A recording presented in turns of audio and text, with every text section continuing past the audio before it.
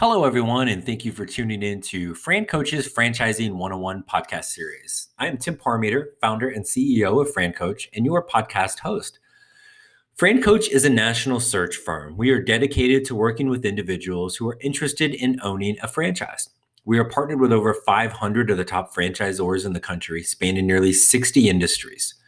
Our goal is to help clients find the absolute best franchise for them to own. Our goal of the Franchising 101 podcast series is to help educate people on all aspects of franchise ownership. Today, we're going to talk about a crucial part of the vetting process we help our clients with as they start the discovery process and are trying to determine what's the best franchise. And there's a part of this discovery process towards the end, and they're referred to as validation calls.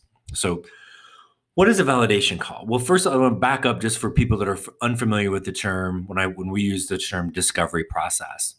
That is going to be 6 to 8 weeks of once we've gone through a couple of steps and we introduce folks to franchises. We usually start with 3 or 4 that we have found to be the best match for them. And that discovery process, again, is going to take 6 to 8 weeks. And there are upwards of 12, 15 different steps and pieces to that. It is incredibly thorough. And towards the end, we get to the validation calls. And this is when you're going to get an opportunity to talk to existing owners for that particular franchise. These are literally called validation calls because at that point, when you're talking to the owners, you should be validating everything you've heard up to that point or read or listened to or seen from that particular franchisor. Talking to the owners, and you have the ability and the right to talk to every single franchise owner in a system. You'll have the information to do that. Now, obviously, that would be ridiculous to talk to that many people. But if we get a good cross-section of, say, 3 franchise owners, we can again validate the information that we've learned so far, we've heard so far, and get some key remaining questions answered.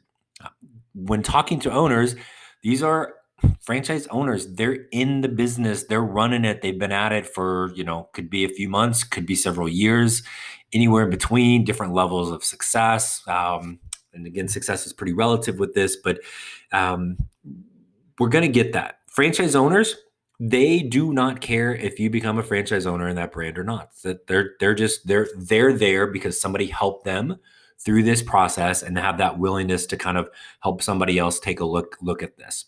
So there's no incentive for them or anything whatsoever. So you will get a very real analysis and answers to what the franchise is all about on a day-to-day basis. So when you get that time, and again, franchise owners guess what? They're busy. They're busy running a business. So we always want to be very respectful of their time.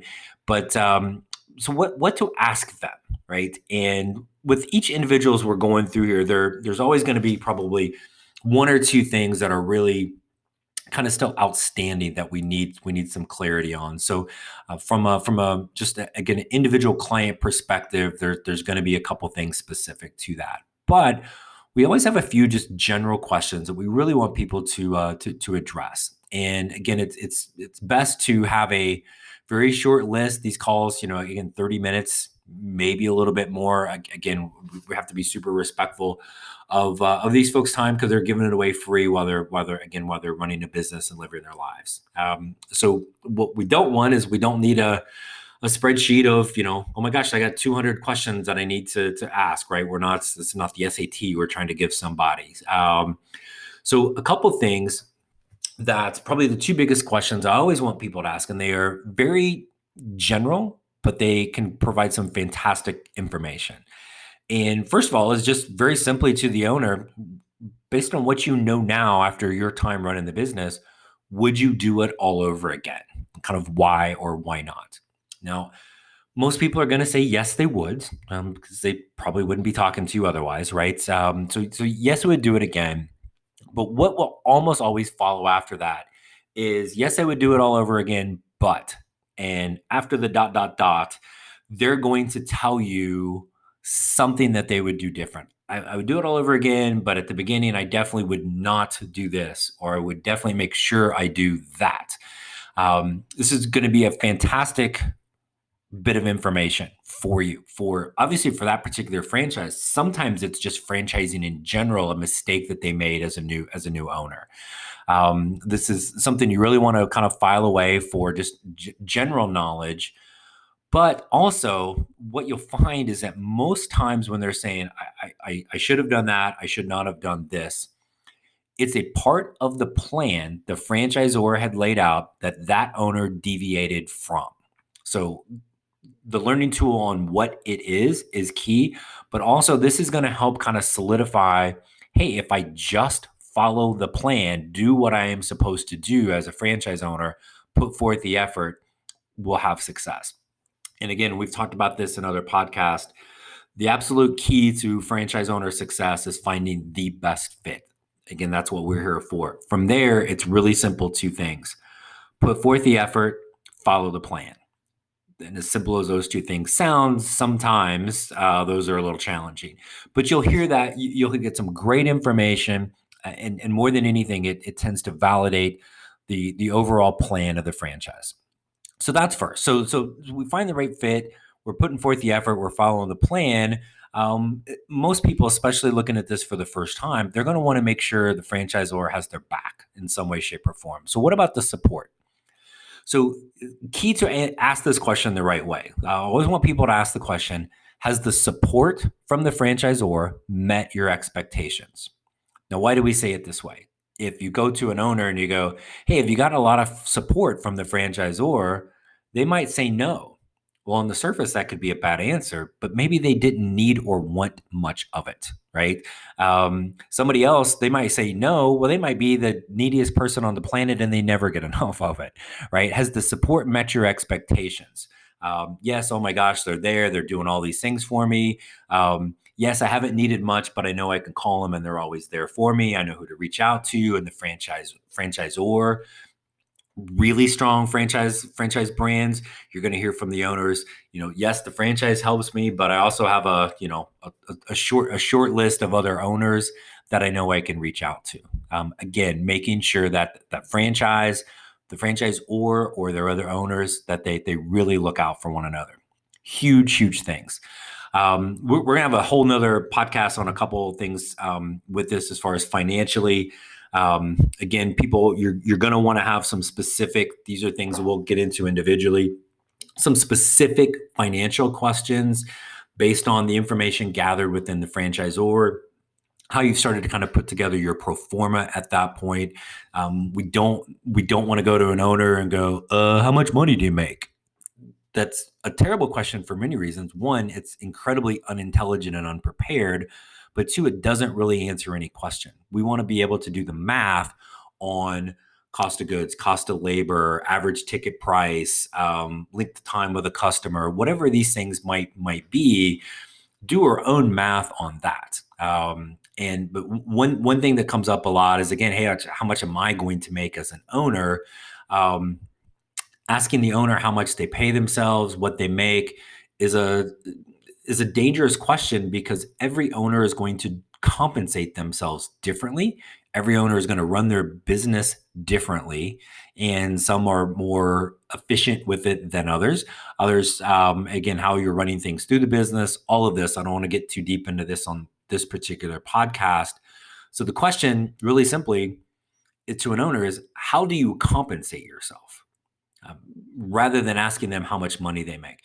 If you understand the ways in which, if you talk to three owners in the same franchise, you will likely get three different answers on how they compensate themselves, how they do it, when they did it.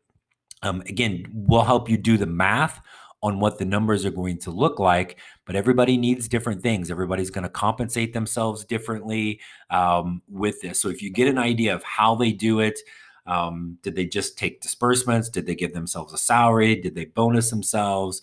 We had a client validating a franchise a few years back, and they did not listen to this, and they asked, when did you start paying yourself a salary? And the owner said, never. Well, our client dang near hyperventilated, because what do you mean? Like 3-4 years in and you've not paid yourself? That particular owner chose to pay himself as if he was a salesperson. He paid himself on, gave himself kind of a quota, and he paid himself on commission and bonuses. That's how he was wired. That's what worked for him. Clearly, that doesn't work for everybody, but it's understanding a different way in which you can do that. So that'll be key. And individually, we get into more of the financial. But the last thing, and this is good to talk to the franchisors about as well, but I think it's great with the owners, is what's pretty much everybody's concern as they start thinking about, I'd love to own a business, but what if I fail?